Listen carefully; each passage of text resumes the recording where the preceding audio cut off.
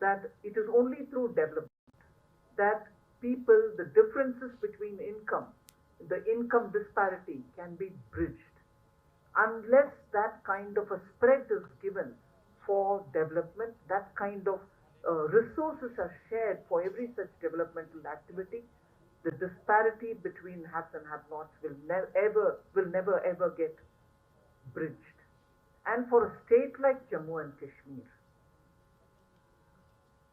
development is something which has been in the wings for a long time. It has never happened. You'd see some development here and there, but the consistent pace at which infrastructure was required, basic materials which is important for living and also for building economy, such as electricity. I was talking with the governor even as we were coming here.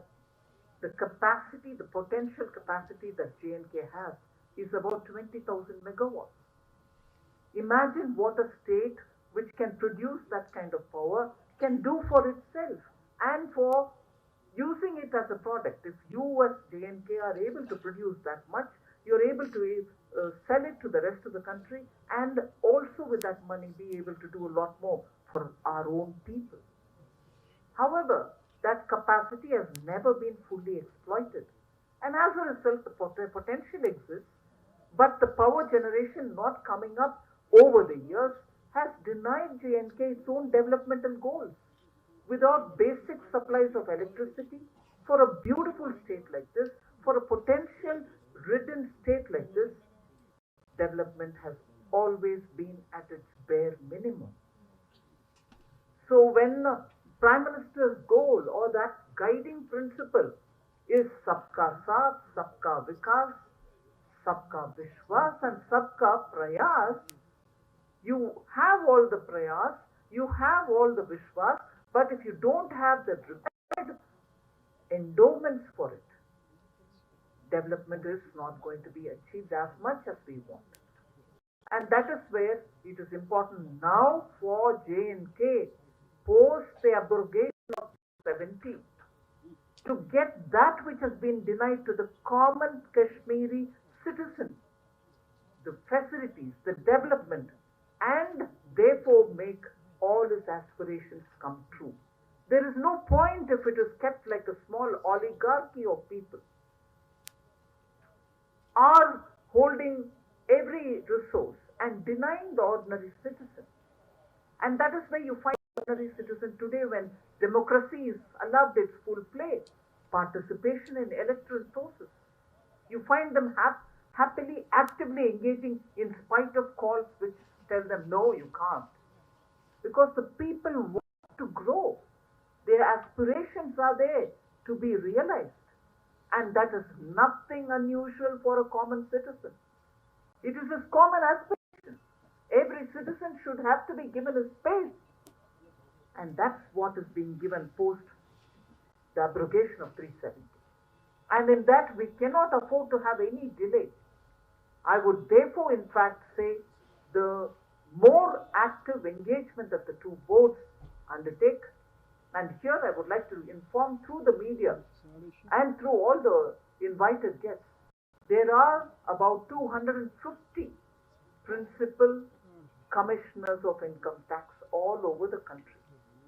In the northwest region alone, under which comes this area, there are about 20 principal commissioners of income tax.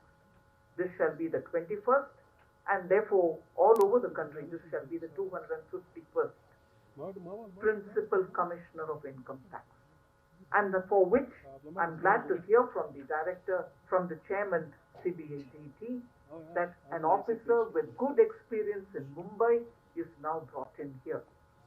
For all the experience and for all the exposure that officer can bring to this region, I expect there will be greater information about what paperless income tax filing can be like, what settlements can be made, what kind of, for those who are already taxpayers, what kind of facilities are provided, what kind of technology-driven facilitation happens so you don't need to visit the office at all, you can do it from your home. So at this stage of India's development, for the income tax to first have, for the first time in this region, which is now upgraded to become a principal commissioner's office, a permanent own building. Of course, we know the tragedy of 2005 when the building could not survive an attack. But I'm grateful to the people of J&K for today enabling a permanent own building for the income tax, which I'm very honored to come and serve here to inaugurate and be with you all in this context. It is now for all of us to work together to serve the people of Kashmir, to make sure that development reaches them, the importance of collecting legitimate tax is understood, and also a transparent process through which we can explain how that money gets spent. On the details of how much is collected, what is spent, I will definitely distribute both in English and Hindi through the media and also through the visitors who have come here, the details of all that is getting spent. But one data which the Honorable Lieutenant Governor started about, I would like to share on the J&K development funds which have been given post the abrogation of 370. Sorry, because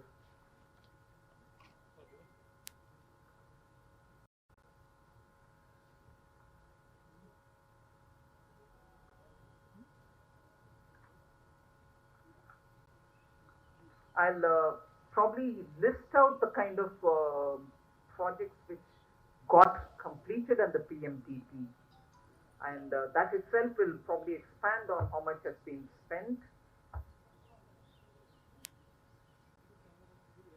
Before I read out those projects completed, I'd like to tell you that the concessional rates of GST apply for quite a few of those items which are unique to J&K. Carved wood products, artware, decorative articles of wood barrel, and so on have a favorable GST rate. Wooden frames for painting, photographs, mirrors, etc. also have a favorable rate. Statues and ornaments of wood, marquetry inlaid, and jewelry box, wooden lathe, lacquer work, again given discounted rates. Articles of paper mache do also have a discounted rate of GST. Handmade carpets and other handmade textile floor coverings also get a concessional rate. Hand paintings, drawings and pastries, including Basholi paintings, also get a good rate under GST. Now, the projects which have been completed by the Pradhan Mantri Development Program which has been given to J&K are about 21. It's important that we list it out so you know the kind of income generating activities which are happening. The Batote Kishtawar Simtan Pass Road has been completed under the PMDP. Jammu Udhampur Road again completed under PMDP. Chennai Nashri Tunnel completed. Interest Subvention Scheme implemented. EAP, Externally Aided Projects, J&K USDIP also undertaken. Counterpart Funding EAP also happening. Assistance for damaged houses also given under PMDP.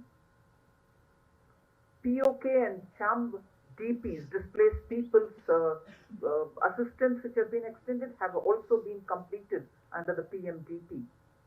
Jammu migrants have also been completed. Remuneration for the SPOs also undertaken. JNNURM projects also undertaken and completed. Srinagar Banihal Road, Kazigund Banihal Tunnel, permanent restoration for some parts, 5 IRP battalions, Jhelum Phase 1, Swachh Bharat Abhiyan, solar off-grid systems, BB Cant, Kalai Bridge, and some more in that category. And the SGR Uri LOC Road, completed, and PMRP and TV network work have also been completed. So, in a way, what I want to underline is 40,000 people were killed due to terrorism over the years.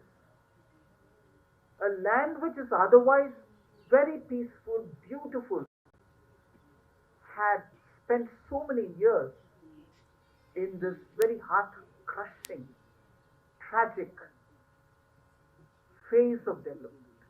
Now, post abrogation of 370, the Delimitation Commission has also been constituted.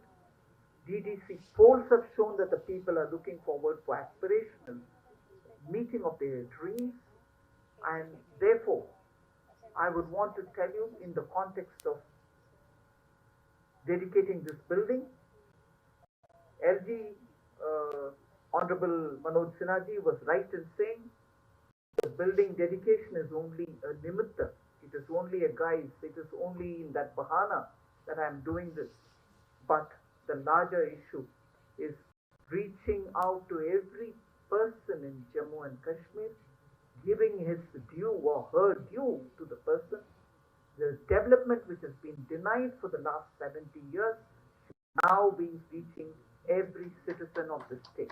And that is where we are here. So thank you for giving me this opportunity.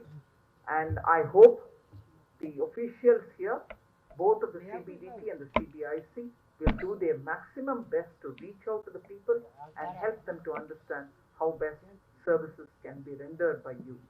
That will be a very important step in bringing development to people of JNK. Thank you very much. Jai Hind.